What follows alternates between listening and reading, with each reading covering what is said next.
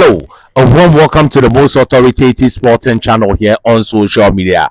Today's episode is obvious. We are going to talk about Anthony AJ Joshua's round 5 defeat to Daniel Dynamite Dubois, and Daniel Dynamite has retained his IBF World Championship. He has catapulted himself to the top of the food chain when it comes to the heavyweight division after fighting in front of 96,000 people and securing a knockout victory over a two-time heavyweight champion like Anthony AJ Joshua. What is next for Daniel Dynamite Dubois? What is next for Anthony AJ Joshua? What is the color of the problem of Anthony AJ Joshua?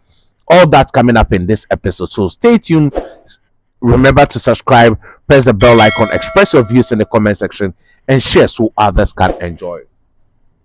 This fight has been one tricky fight for Anthony AJ Joshua since he has sparred Daniel Dynamite Dubois numerous of rounds.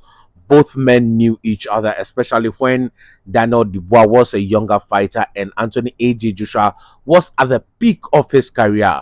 From the press conference, Anthony AJ Joshua admitted that Daniel Dynamite Dubois rocked him, but he suggested in the same press conference that they had sparred loads of rounds which he had better of Daniel Dubois, and Daniel Dubois being inexperienced and younger as at that time and being able to perform and rock Anthony AJ Joshua, he will definitely gain confidence from that, and that is exactly how the fight played out. Daniel Dubois, having prior knowledge of Anthony AJ Joshua, used that as a stepping stone to catapult himself into range and started mounting the pressure right from the get-go. One thing I noticed about Anthony AJ Joshua in this fight was that his hands were down. And I think that it was a tactical decision for Anthony AJ Joshua's hands to be down. But Dubois was faster than they anticipated. And Anthony AJ Joshua, with years, has slowed down. He is not still the same Anthony AJ Joshua. He has performed spectacularly against Otto Wallen, and he has also done that against Francis Ngannou. But Francis Ngannou is not your typical boxer, and Otto Wallen is a guy who has not caused Anthony AJ Joshua problems in sparring. So he will definitely pull off a good section against these people when they step into an actual fight. But looking at the resume of Dubois in recent time, you could see that Dubois has fought more better opposition, though losing to Alexander the Cat Usyk. He has fought more better opposition, and his mindset has changed, and he is oozing in confidence. Whilst Anthony AJ Joshua, people made us believe that Anthony AJ Joshua's confidence is back. I wasn't too sure this afternoon when I was looking at some of the fight Anthony AJ Joshua had been, because looking at the Dillian White fight and looking at the Otto Wallen fight this afternoon, I realized that Anthony AJ Joshua, though he knew Otto Wallen, he was still wary of him. So that sends me a signal that Anthony AJ Joshua may be good, but his confidence is not fully back, and we saw that in this particular fight. And with this kind of performance, I think that his confidence is now gone down the drain, and I don't think that Anthony AJ Joshua should exercise the rematch. If he exercises the rematch, that is his ego at play, because if your hands are down and you are trying to pull Daniel Dubois as a tactical reason, they were trying to pull him in and counter him faster, thinking Anthony AJ Joshua is faster than Dubois. They got it all wrong. What is the next tactics they can use? That is fight fire with fire. And if they want to fight fire with fire, Daniel Dubois is the younger man. He is quite faster. He has a very, very good left hook that Anthony AJ Joshua has had problem with over the years. And I don't think that Anthony AJ Joshua would have the confidence in standing in the pockets with Daniel Dubois. I think he should look at something else, maybe take a break, come back in 2025. If Fury loses to Alexander the Cat Usyk, then that fight is there for them to be made. If Wilder is able to come back and secure a win, Anthony AJ Joshua should get a comeback fight, and the two of them step into the ring and they call it a day, because the era of the heavyweight division is changing.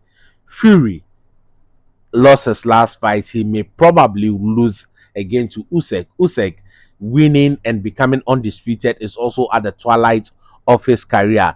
Then Deontay the Bronze Bomber Wilder had had successive losses. So these guys are fading out. They are getting out. The likes of Daniel Dubois, Moses Itama. These guys are the ones coming up. And sorry, not to mention my African brother, Martin Bakoli. These are the guys on the rise right now who are ready to take on the mantle at the heavyweight division. So that is what Anthony A.J. Joshua should look at. He should look at the big money fights and forget about becoming a three-time all undisputed heavyweight champion, as it is showing clear that that may be a mirage and he may end up chasing that and suffering many beatings and career losses. Now, from a tactical point of view, I think that Ben Davis got it all wrong. Trying to counter Daniel Dubois was a bad move from them, because Daniel Dubois was, we all know, in recent time has been coming in with the double jab, and they did not give Anthony AJ Joshua an antidote to the double jab. I think that Anthony Joshua should have had more head movement, take away the jab of Daniel Dubois, and make him pay. And Anthony AJ Joshua moving back in straight line did not help at all. The hook that caught him, the over right hand, sorry, that caught him in the first round, that sent him down, was a serious amateur mistake that shouldn't be done by anyone who has won an Olympic gold medal. With the pedigree of Anthony AJ Joshua, that mistake shouldn't have been coming from him. And it's so sad that at this stage of his career, he did that. But let's take a look at another thing. Anthony AJ Joshua, though he went down multiple times, three consecutive times, his legs are his problem. I think Anthony AJ Joshua, the color of his problems are four. His legs are not as strong as they look, because anytime he gets hit hard, they leave beneath him. He then loses control of his leg completely.